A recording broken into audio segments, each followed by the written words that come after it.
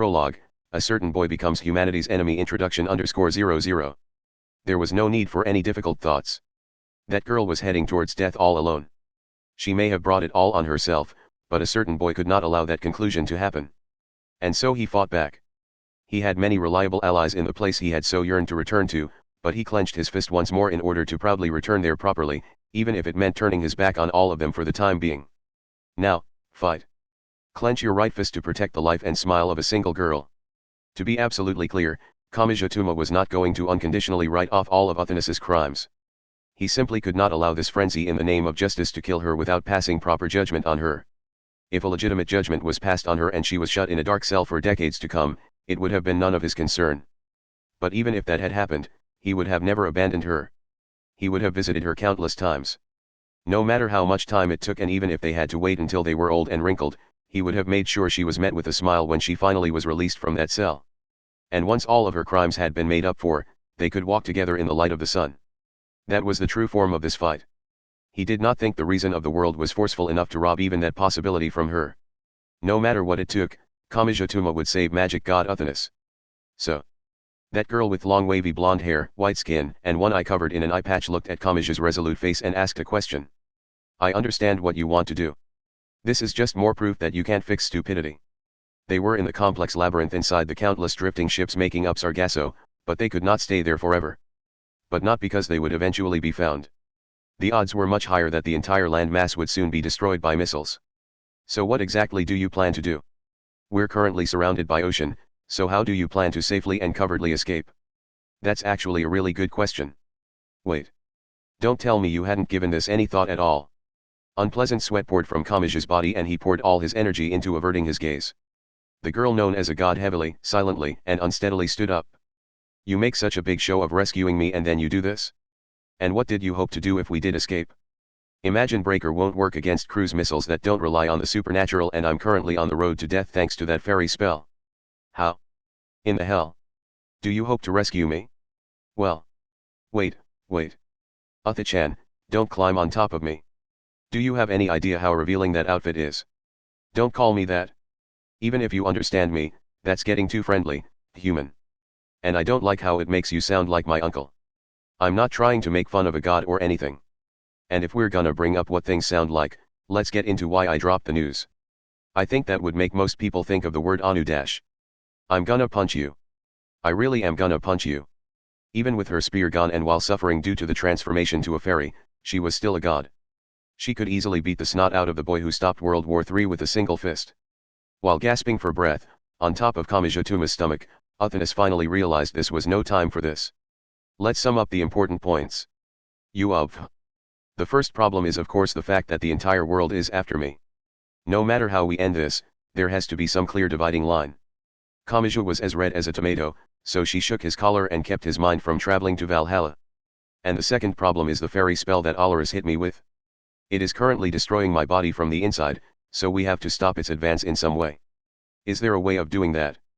Someone apparently said that God does not play dice, but I have to leave this up to chance. I can't see the future, she spat out. But there is a hope for that second problem. The fairy spell was created to be used on a magic god, so it won't work on a human. Wait a sec. Kamaji frowned a bit as he thought over the information she had just presented to him. So if you go back to being human, the internal destruction will stop. But it means sacrificing a lot of power. She placed a hand over the eye patch.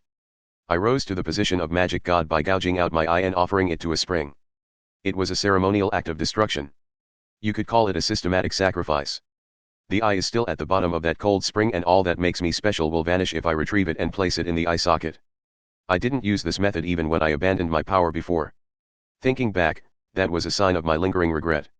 All right, shouted Kamaji. Athenas let out a surprised voice.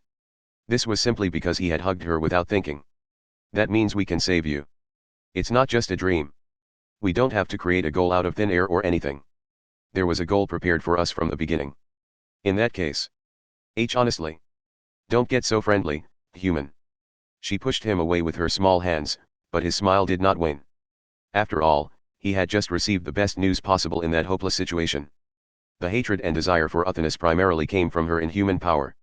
She had previously suggested that some would appear to raise her up once more if she were placed in a cell, But this would eliminate that danger. Once he was finally torn from Uthanus, he continued speaking. I had no idea. If I'd known about that weakness, we might have been able to resolve this more peacefully and skip the tens of thousands or hundreds of millions of deaths. Those deaths are not my responsibility. Plus, that was the single safety in case I lost control. I could not reveal it even to the others in Gremlin. She had now revealed it to Kamijituma. That was surely due to the essence beginning to grow inside her. No matter how many disagreements or misunderstandings there were, that was not to be trampled on. She felt as if she had found something she had to do. So our goal for now is retrieving that eye. Where is this spring? Denmark. Mimir's spring lies deep in the land that refers to Odin as Uthanus. My eye lies submerged in that spring of wisdom even now. This did not solve the first problem. It gave them no way of suppressing the world's hatred and fear. But neutralizing her power would certainly help in getting them to disarm. Just to be clear, you don't have to go with me. Isn't it a bit late for that? And be honest, God-chan. You're breathing a sigh of relief inside, aren't you? Don't push yourself too far. Have you forgotten you thought about killing yourself after you were inundated by the world's malice and goodwill? That same tragedy is going to arrive now. And this time, you don't need to experience it. And more importantly, there is no fixing the world this time. Fail once and you lose everything. Perhaps, but I'm not facing it alone this time. The world looks different now. She clicked her tongue and looked away. While still sitting on top of him, she asked a question. Then let's bring this conversation full circle. How do you plan to escape Sargasso? We're in the middle of the ocean and both magic and science have us surrounded in every way possible. Any ideas? Help me, Uthanus-chan. So you're all talk and your only option is praying to God. In her annoyance, Uthanus most likely did not realize that it was actually quite rare for Kamija to ask someone else for help like this. Their understanding was not a one-way ticket. Listen. This is truly the last time you can do this. I'll be using every last ounce of strength I have as a magic god, so don't rely on me again. The internal destruction would smash me to pieces. As she spoke, Uthanus pulled something from inside her witch's hat. It was a straight bone that looked perfect for a dog to hold in its mouth. It looked like some kind of animal's leg and the side had strange writing carved into it with a blade. This is called the bone boat. Just like the crossbow, this magic item is used by Uthanus but not Odin. I can freely change its size and it can cross all of the world's oceans in an instant. In an instant? Wait a minute. If it teleports you, I can't go along. My right hand would negate it? Then rethink your viewpoint, she muttered while rubbing her fingers along the writing on the side. It does not move the two of us. It moves everything except for us. It rotates the whole planet around. An instant later, the scenery grew distorted. Index, Misaka Mikato, Lavinia Birdway, and Lesser searched their surroundings after being left on Sargasso. And they reached a certain conclusion. There was no other conclusion they could reach. They vanished. Birdway sounded annoyed and Mikato snapped back. Wait. What is going on? That idiot made a complete 180 the instant he arrived here. I thought we were all in agreement about defeating these gremlin people. It seems unlikely that he was messed with using brainwashing or suggestion, but she is a magic god. To be honest, we don't have any idea what exactly she can or can't do. The only one to remain silent was the girl in the white nun's habit. Index held 103,000 grimoires. She was a living treasure trove of wisdom that could supposedly reach the level of magic god if she used them all correctly. From her position, she could predict what a magic god was and what a magic god could do. Birdway scratched at her head in displeasure. Whatever the case, we need to find out where he disappeared to and tear him away from that magic god. He may be somewhat special, but he'd die instantly if the entire coalition army attacked and he could easily be caught in the middle and killed as the magic god destroys that army. He. Are you upset that your precious big bro was taken from you? What? While the two short girls, although there was a plain difference in the chest, butted heads, Mikato's cell phone rang. She had received an email. She casually opened it. But I thought the panic in Tokyo had cut off all communications. And then she was left dumbfounded. What is this? A certain group was more deeply troubled than any other by Uthanus and Kamijituma's disappearance. They were inside the UN headquarters building in New York. The group was made up of the leaders of the world's most powerful nations and largest churches. This isn't good, groaned United States President Roberto Katza. Below them was every piece of information gathered from soldiers on the scene, UAVs, and military satellites. In a way, they had more accurate and detailed information than Mikato's group who were actually on Sargasso. The boy who was patriarch of the Russian Orthodox Church politely raised his hand before speaking. This does not fit with Kamijituma's previous behavior. Does anyone have any ideas? He has had contact with Gremlin a few times before. Roberto held his head in his hands. Hawaii, Baggage City, and it's unconfirmed, but something seems to have happened in Academy City. Magic God Uthanus supposedly has absolute power, so why did she let him live at Baggage City? There may have been some complicated reason for that. The truth of that is not the issue, cut in a sickly-looking woman. She controlled France's politics from deep underground and was known as the femme fatale. Queen Regnant Elizard then spoke up in annoyance. Once those doubts begin, saying he's innocent because we know him isn't enough. The only way to stop this worldwide frenzy is to attack and eliminate the source. Isn't that the same theory used during the witch hunt? For us, that never came to an end. You can be as idealistic as you want, but if we don't do this, human society will soon boil over with fear of Uthanus. From the English Revolution to World War III, the Queen had seen Kamijotuma's power firsthand. No matter how it happened, having him as an enemy was a painful piece of information. The royal family, the knights, and the Anglicans were made up of magicians who belonged to an organization yet focused on the individual. If they were forced to go up against that boy, it was impossible to predict how they would react. They had already begun contacting the leaders of the Russian Orthodox Church and the Roman Catholic Church. The leaders of those three major churches were likely releasing the restrictions on specially sealed spells. Elizard had her own thoughts while watching them prepare spells that could literally destroy a nation. It might be best to leave this to the official groups like the SAS and MI6.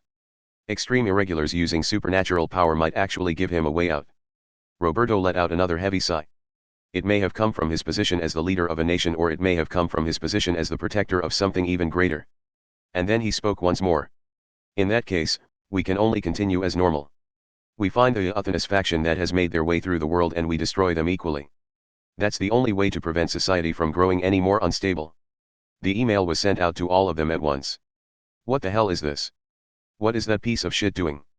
Academy City's #1 clicked his tongue in displeasure. I can't believe it. This city is still doing this kind of thing. Academy City's #2 was confused. What is this? Academy City's #3 felt the hand holding her cell phone tremble. Denmark. What a pain. If they don't pay travel expenses, even if you killed them, you'd barely break even. Academy City's #4 made the calculations in her head as usual. Oh. I don't know what happened, but it looks like I have more to do now. Academy City's #5 gave a fearless smile that gave no hint of her true feelings. Academy City's #6 toyed with the phone. What kind of email is this? It's got no guts at all. Did this come from some intellectual with no common sense? Academy City's #7 cracked his neck. Those screens opened simultaneously in different locations displayed a short text. Requesting the death of magic god Uthanus and Kamijotuma, who is traveling with her. While standing on the deck of a cruiser, still Magnus placed his cell phone to his ear. The storm had calmed down. The Russian bomber formation flying above and Hormungandra of Gremlin had both disappeared. Kanzaki, what do you mean Kamijotuma vanished along with the magic god? I am checking the information as well, but it doesn't seem to be a joke. The Gremlin members who were sealing off the important transportation points around the world are also vanishing one by one. This must have been a surprise for them as well. I see. He lit the cigarette in his mouth and looked up into the sky once more. His opponent had not had a reason to flee. If it had continued, still was the one who would have been in danger. Then what do we do? He asked. We work for an anti-magician peace preservation organization. We don't do anything until we receive official orders, but we should be summoned before long.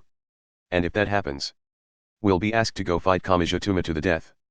The magic side, the science side, the official organizations, those who work behind the scenes, and even Gremlin who acted in absolute secrecy would be pursuing those too. They had truly made an enemy of the entire world. This was 6 billion versus 2. What is he thinking? But if he's betrayed her, I'm not opposed to killing him. In an unknown place, the will of the Misaka network writhed about. /return. If she had possessed a physical body, she would have been laughing. She would have been holding her sides and had tears in her eyes. As I started to disappear, I certainly didn't expect this /return. She spoke with no one to listen. But /backspace, he wouldn't be Kamijo-chan if he didn't exceed my expectations /return. She was closer than anyone. She was more distant than anyone. She spoke slowly as if watching the back of a rock star who had broken out of a long slump and was stepping back up onto the stage once more. Welcome back, Kamijo-chan /return. Meanwhile, Kamijotuma and Uthanus had arrived near the Arctic. The boy shivered in the white snowy scenery. BBBBBBBBH. If you want to speak, use human language. Stop creating a language not even a god can understand. You're destroying the laws of the world. M-15 degrees. What is this number my cell phone is showing? This isn't accurate, right? Het. Het. The thermometer broke, right? Well, it is cold enough to break a thermometer. Athenis looked perfectly calm despite her outfit covering no more area than a bikini. But this is odd. On average, the climate here shouldn't be enough for snow like this even during the winter. Well, I hear there's been strange weather everywhere recently. I guess this kind of thing happens. Pha. I'd rather be in Russia than here. I doubt it. It gets to 50 below freezing in some parts of Russia. Is she really dying? Kamachi could not resist any longer, so he spoke up while wrapping his own arms around his shoulders. Why is my breath sparkling? Did we wander into a shoujo manga or something? That's diamond dust. Want to take a picture? I can't take it. I need to buy a coat somewhere. Don't worry. I'm sure they trust the Japanese yen here. Do what you want, but don't stand out too much. And do you even know what language they speak in Denmark? I can manage overseas using body language. Beef or fish? Sightseeing. Kamachi may have been hallucinating due to the cold because he started shouting nonsense and running through the white scenery. He spotted a man clearing snow from the roof of a pastoral brick house and he began trying to communicate with the gestures of a broken robot. After a few minutes, he returned. His drooping shoulders suggested he had not had much luck. What did he say? He said acting out in your youth is fine, but this winter is too cold so we should stick to car sex if we want to let loose outdoors. I am going to destroy this world. Kamachi was forced to physically restrain the dying magic god. He unexpectedly gained some warmth from her skin.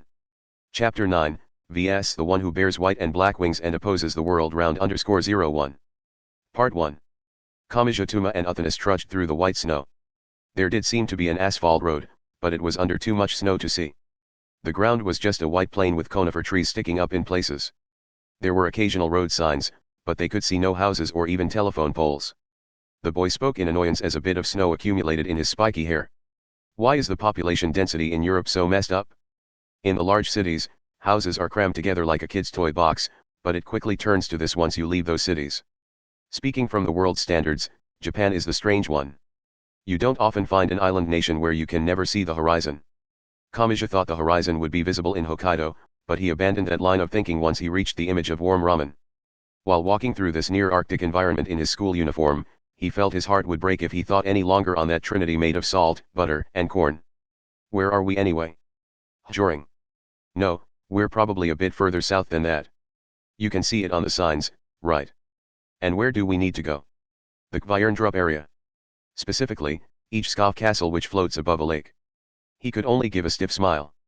Fortunately, Athenis-chan quickly caught on. Don't tell me. I don't know any of that. Why would I? You can't expect your average Japanese high schooler to draw a map of Denmark. Oh, damn it. Do I have to explain Denmark itself to you? She used one hand to toy with her hair and gave an annoyed sigh. Listen. Denmark is a country located north of Germany. It is made up of a large peninsula bordering Germany and nearly 450 islands. It may sound like the peninsula is the main part, but the capital city of Copenhagen is on one of the islands. Right, right. It is part of NATO and the EU, but they still use their own currency of the krona and or instead of the euro. It's similar to the British pound. That shows you how they distance themselves from the surrounding nations, right? Right, right. Their official language is Danish, but they understand English. In the southern portions, German works too. It's easy to think their main industry is sightseeing, but they actually focus more on manufacturing such as shipbuilding and the heavy industries. They are primarily Protestant, but there's a fair bit of Catholicism as well. They view Norse mythology as an important sightseeing resource, but almost no one actually believes in it. You can think of it as similar to Stonehenge. Right, right. By the way, I want to check one thing. I'm not trying to doubt you, but are you actually listening to me, you bastard? Eh? Well, Kamachi looked puzzled. I was thinking that you must like explaining things, just like Index and Birdway. I switched over to simply taking it all in instead of interrupting. What? Oh, don't worry about me. Keep going, keep going. Did you think I was taking time to explain for my own benefit? Wait, Athenis. Don't put me in a headlock while dressed in that new style of bikini that would shock even female wrestlers. It'll do more damage to you in the end. What? Even with the girl's soft underarm and arm pressing against his head, Kamachi remained a gentleman. But once the vice-like pressure arrived a few seconds later, he realized he had other worries. Abba. Ababababababhabhaba. We are in Joring, which is near the northernmost end of the peninsula, while each Skov castle is on a southern island. We can travel on land using the bridges, but it is still 300 or 400 km. What is it?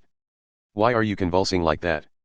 Once Uthanas finally released Kamijutuma, he was completely limp, but the eye patch girl ignored it. We've been walking south on your suggestion, but that is a difficult distance to cover for a human.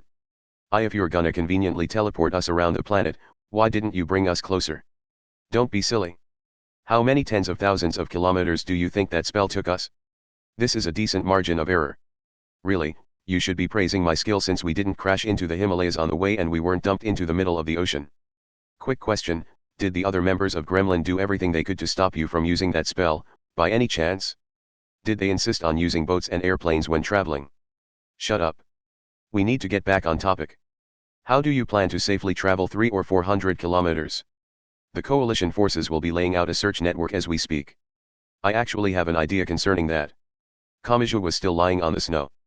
Stealing a car or a bike would actually help them track us, and they're sure to be watching the public transportation such as buses and trains, but hitchhiking is surprisingly useful. All focus is on the driver at checkpoints and they let their guard down when it comes to the passengers. Did you learn that during World War III? But this time we're both wanted worldwide. Will that really be so much of a problem? I'm one thing, but how many people know that magic god Uthanas is a girl? Gremlin's rampage may have kept the existence of magic barely hidden, but for better or for worse, the magic side should view your existence as highly classified. If they let people know about you, more people might try to use you. I really can't imagine the Anglican Church or Roman Catholic Church handing out information on you left and right. With that, their plan was to travel south by foot and try to hitchhike whenever they saw a car. It was exactly like the ridiculous overseas plan of a young comedian. Uthanas had her doubts, but Kamijutuma's face was devoid of worry thanks to his experience of traveling from England to Russia while only speaking Japanese like an old woman from Kansai. He was either quite accustomed to travel or very stupid. However, there's nothing at all. No, there isn't. I haven't seen a single car for a while now. This isn't good. My teeth are chattering from the cold. What country is a dog of Flanders from? I feel like I'm experiencing the authentic version of that. Don't worry. That was set in Belgium. Phew. Denmark is the home of the little match girl. Oh, God. That's 50 or even 100 more steps into the realm of tragedy. Illusions of salt, butter, and corn started appearing in the back of his mind again. Letting one's guard down while lighting a match could lead to having one's soul taken away. Someone who has been badly burned must not be given water to drink, and this was the opposite version of that. Uthanas's large witch's hat swayed as she tilted her head. If you're hungry, go search through that cave over there. As is the case in snowy countries, bears are always quite close by. This just keeps getting worse. There's no way my death will be peaceful. Even as they chatted, they did not let their guard down concerning their surroundings. They were aware they were being pursued, but they did not expect the attack that arrived. It began with a flash of white light directly overhead. Part 2. A middle school girl named Amano Kagaya ignored gravity while floating curled up in the fetal position. Her anachronistic long black hair and Junito trailed out behind her. No, that was not quite accurate. Where she was, there was no gravity to ignore. She was inside the Hakabashi 2, one of Academy City's 3 satellites. The giant structure was 5 kilometers long and Amano Kagaya was its master. Hi there. Her casual words contrasted her lovely appearance. She spoke as one people wanted to keep around but did not want anywhere nearby. The 20-meter spherical space had the formal title of Zero Gravity Biological Impact Laboratory, but it could also be called a cell. Seeing it that way would hurt one's conscience, but that was not enough to change what the irresponsible adults would do. I had a feeling you'd be contacting me eventually, but this was sooner than I expected. Are you still acting like you're his ally? Or are you in the role of the maiden who stops thinking about it altogether because she doesn't want to believe it? The girl's body lived up to her name. She was overflowing with inhuman beauty, but even if the men of the world would desire her, that did not mean the women of the world would envy her. Anyone who knew the hardships of dieting would feel a chill down their spine as soon as they saw her. And that held true even with the Junito almost entirely hiding the lines of her body. You want to know what I'm doing? Who do you think I am? We may have different affiliations, but I'm one of the abominable brains that supports the board of directors, just like you. Of course, my range of influence is limited due to my director specializing in the aerospace industry. Ha ha ha. I know. I was just teasing. Don't get so mad. Any girl would think this girl had inimitable beauty, but they would also see something blatantly wrong with the position and balance of her face and body parts. Unless her skeleton and organs were cut down in size, that shoujo manga figure would not be possible. Yes, yes. Just as you've guessed, I'm aiming the S5 toward the Earth. Sad, isn't it? The package that just arrived by SSTO is loaded in the cargo space. Honestly, this is supposed to prepare a stupidly huge amount of sports drink into a beam, slam it into a desert planet, and create a giant cloud made of primordial soup. The cargo space is meant to hold seeds of plants that can withstand extreme environments. It's supposed to be filled with the hopes and dreams of children, so why do you humans who crawl along the ground insist on using it for things like this? And if Endymion were still functioning, we wouldn't have had to reconstruct this useless thing. Just because it's all according to that guy's plan doesn't make it hurt any less. Her long stay in space, or rather, her maddening long confinement there, had given this modern-day Kagayaheim the ultimate beauty. In exchange, she could no longer eat or walk on 2 feet while in the 1G environment of the Earth. And, well, this isn't the story of a LV-01 hero heading out to defeat the Demon King, so there's no reason to start with the weakest and continue up from there. Instead, we decided to make this an impossible game where the final boss is dropped down from the very beginning. Yeah. A 15-kilometer area will be wiped out, so the poor little hero with his wooden stick and cloth armor should be wiped out. Something giant lurked truly silently beyond the thick window that could keep out cosmic rays and withstand debris. That giant object was a ring with a diameter of over 20 meters, and it was accompanied by several dozen more identical rings lined up vertically. They resembled a tunnel or the barrel of a cannon. Amano Kagaya curled up once more, floated upside down in relation to the Earth, and smiled thinly as she gazed out the window. It was Kiara Yutitsu who insisted I use the S5, but I should probably keep that a secret from the package loaded in the cargo space. Part 3. Space Save Supply Chute System, S5, entering input standby mode. Mode attack set.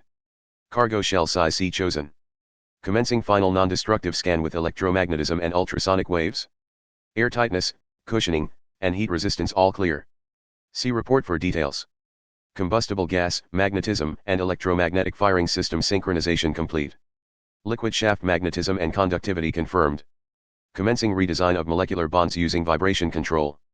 Initial velocity upon leaving barrel set to 1,500 km per hour. Final velocity upon reaching the surface set to 31,000 km per hour. Securing ballistic trajectory. Solar wind, debris, geomagnetism, gravity, and centrifugal force all clear. See report for details. Displaying message, commencing final check for erroneous input and illegal remote access. Please manually re-enter target coordinates and weapon release code. All inputs received. Number of errors, 0S5, entering final firing mode. Beginning countdown. Firing liquid shaft and cargo shell. Part 4. The bright flash of white light was first noticed by Uthynnis as she held her witch's hat with one hand and looked up into the cold sky. Here it comes. For a moment, it did not feel real to Kamachi. His brain was filled with the unrealistic idea that there were 2 suns in the sky. It is often said that people only believe what they see with their own eyes, but that fact worked against Kamachi here. The overwhelming sight destroyed his rational thought. It took several seconds for his thoughts to finally come into focus. Oh, crap. He instinctually grabbed Uthynnis's hand and began running across the snow. Crap. An instant later, something fell into the Danish countryside. A crater 15 kilometers across was created around the impact point. It was as if a sword had fallen from the heavens and split apart the earth. Who would have realized it was nothing more than a giant mass of H2O, aka water? The word intense did not do its speed and pressure justice. An overwhelming explosion of steam occurred directly above the impact point and a circular shockwave covered everything. This was no different from spraying a hose at a line of ants on the ground, but this was actually happening. A massive wall of dust gave the shockwave visual form and it knocked over the conifer trees at 4 or 5 times the speed of sound. The wall of liquid and steam had transformed into a ferocious wall of heat.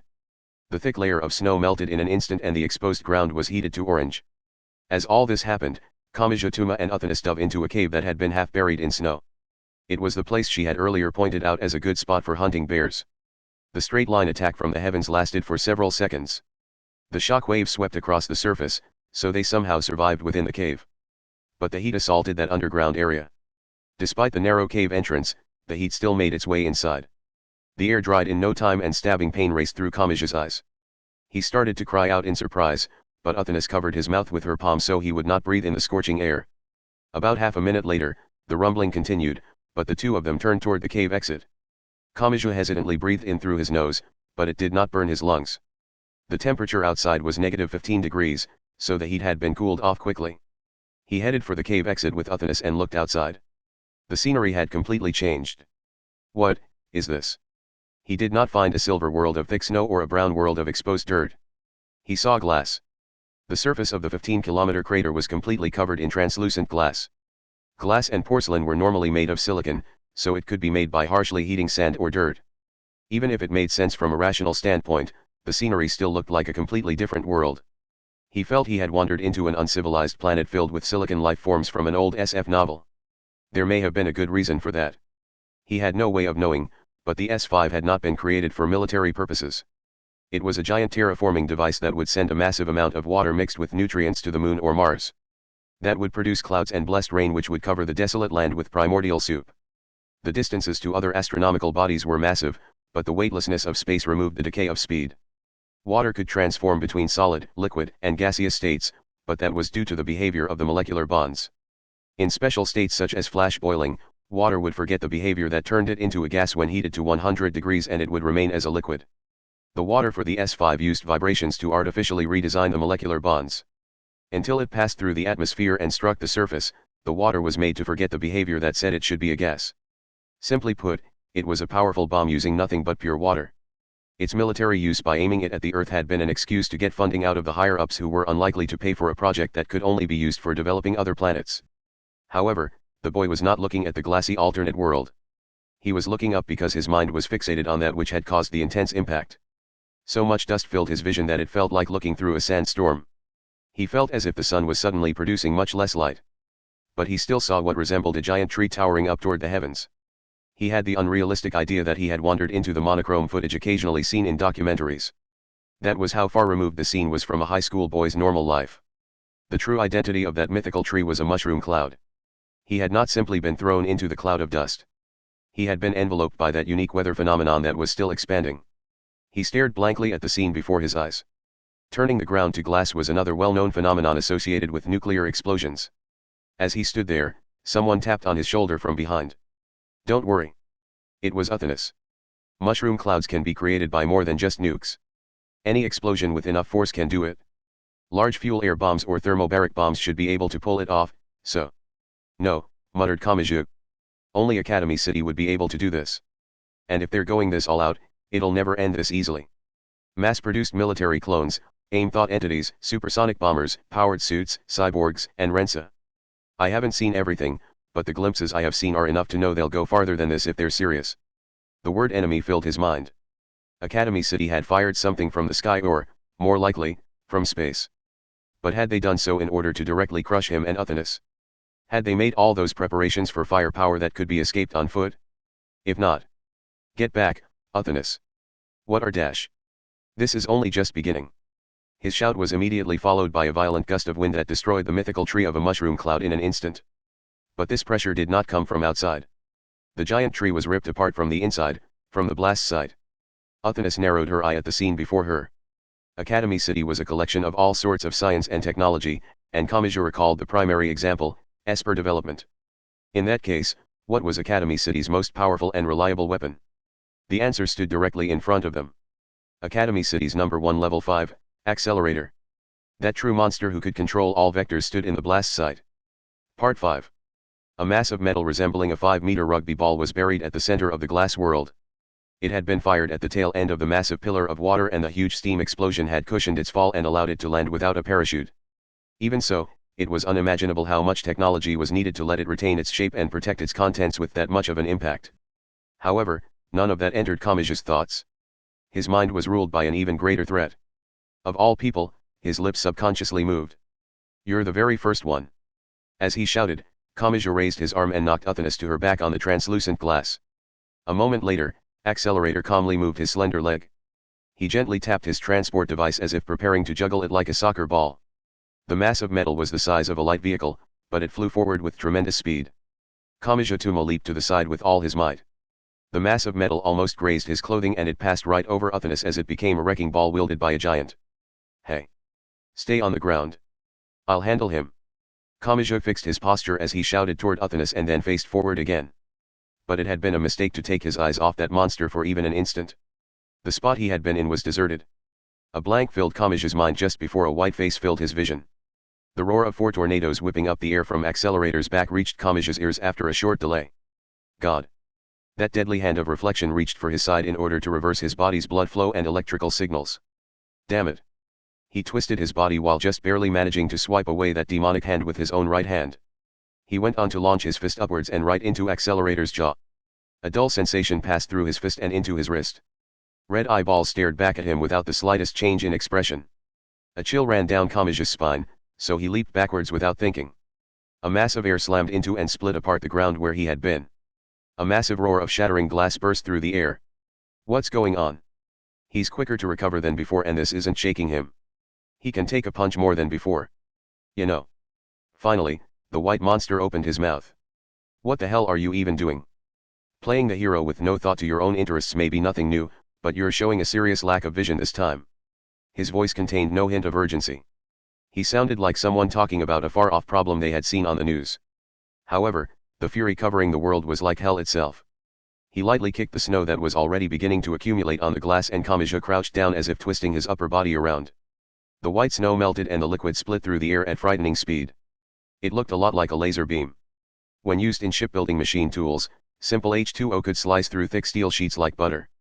The bizarre sound cutting just barely above his head sent a chill down Kamachi's spine and he attempted to approach while crouched down. What the hell are you doing? He shouted as he did so. Sure, Gremlin did a lot of damage at Hawaii, Baggage City, and Tokyo, but you hold the position of the strongest. Did you really take enough damage to warrant killing people?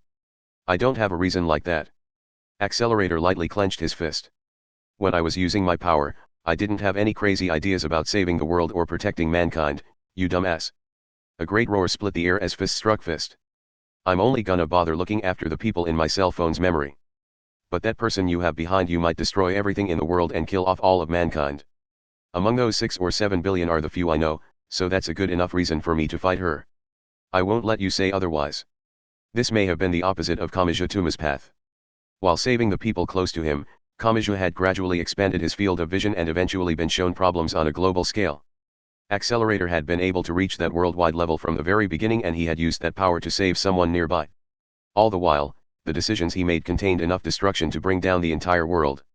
I can't go down the path you're on, said the monster as he stared Kamijituma in the eye at close range.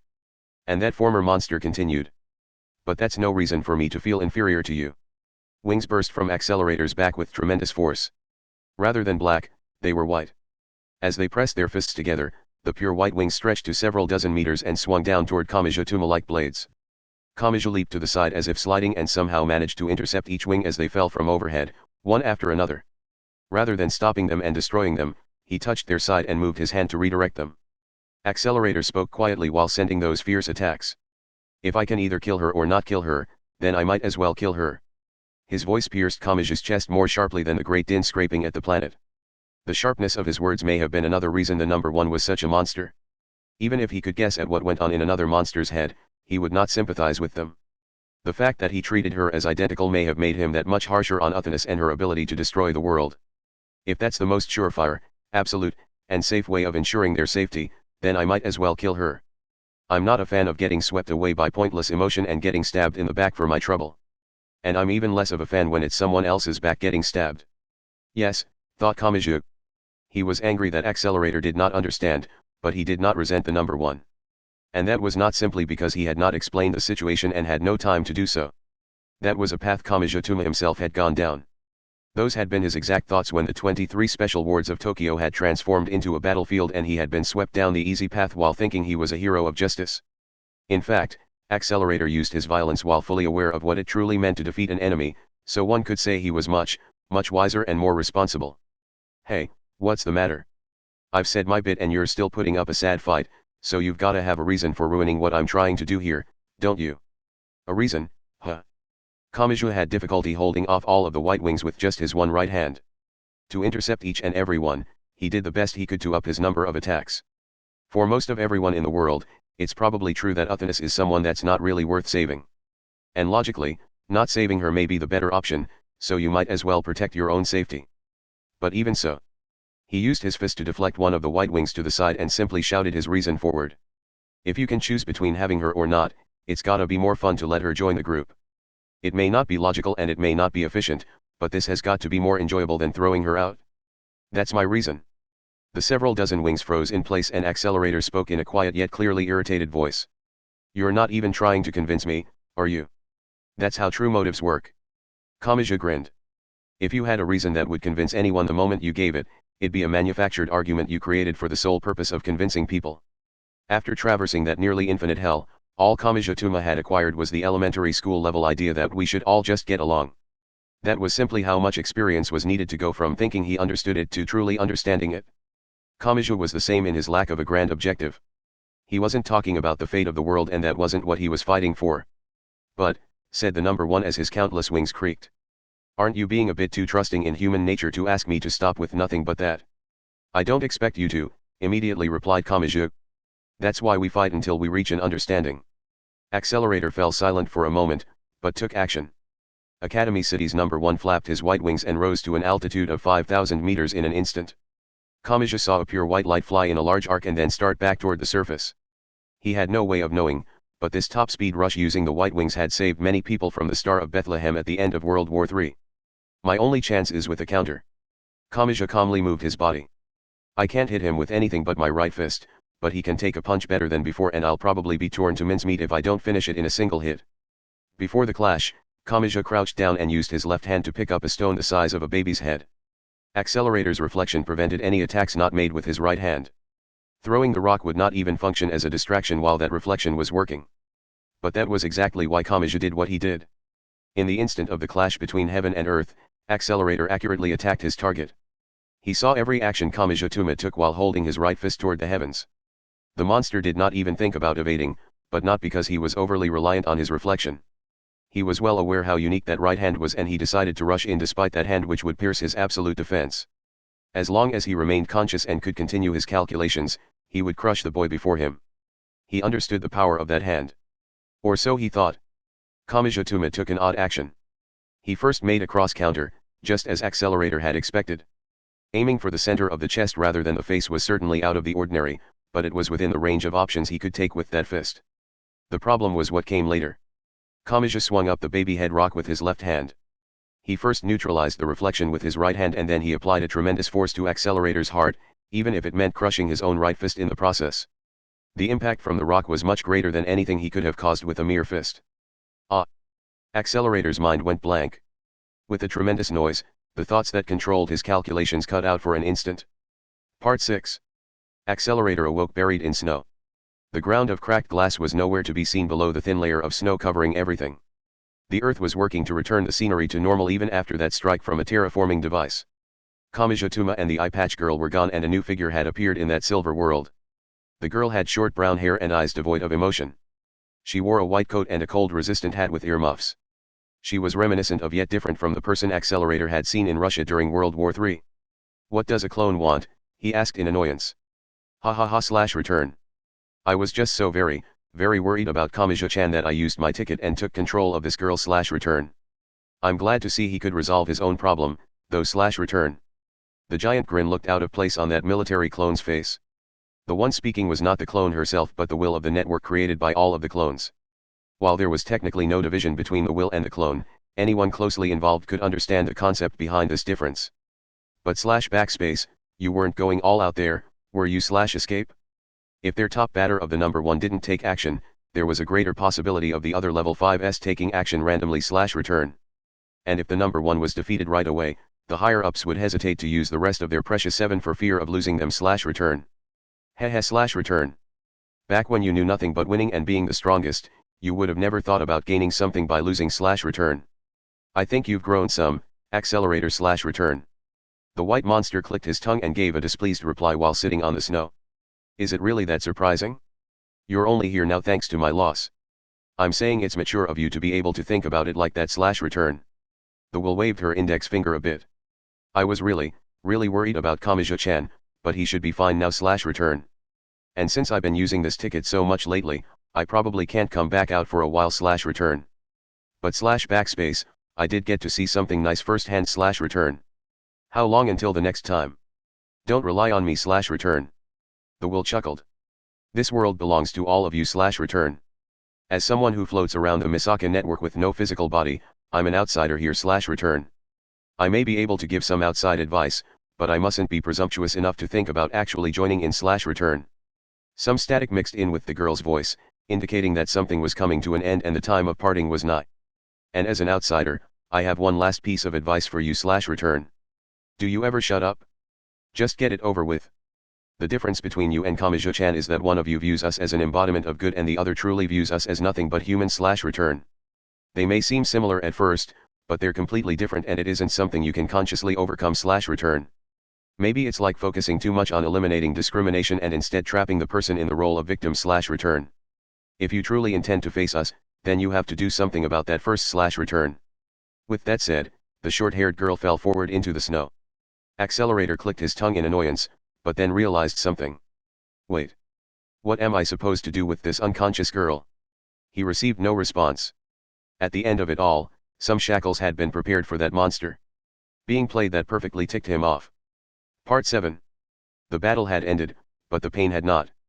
Kamaji groaned as he walked across the greenery of the glass plain and trudged through the deep white snow. Two things tormented him. The first was his shoulder. The intense force of the number 1 falling from the heavens and onto his raised fist had almost dislocated the shoulder. The second was his wrist. Smashing the large rock into his own hand had put a heavy burden on that fist. He let out a cry. It may have seemed meaningless, but it worked as a brief pain reliever. It was the same theory behind hammer throwers shouting to intentionally release certain substances in their brain. They did not have time to stop and leisurely perform first aid. He continued screaming at the top of his lungs to endure the pain. This was not over yet. Accelerator's arrival meant the coalition force most likely knew he and Uthanis were in Denmark. Another pursuer could arrive or Accelerator could return and bare his fangs once more. Cool the injury with snow. Uthanis scooped up some white snow in both hands. Numbing the nerves is a dangerous method, but it can temporarily stop the pain without any special medicine. You need to make sure you don't give yourself frostbite, though. While trapped in a whirlpool of pain, Kamaji initially accepted it without question. But partway through, he realized something. Unlike him, Uthanis had no visibly obvious injuries and her hands did not tremble as they scooped up the snow. But that was exactly what did not make sense. When grabbing a hunk of snow without gloves, it was only natural to feel cold. Her fingertips should have been trembling. Uthanis. He faced the girl walking next to him, but she had not noticed the oddity herself.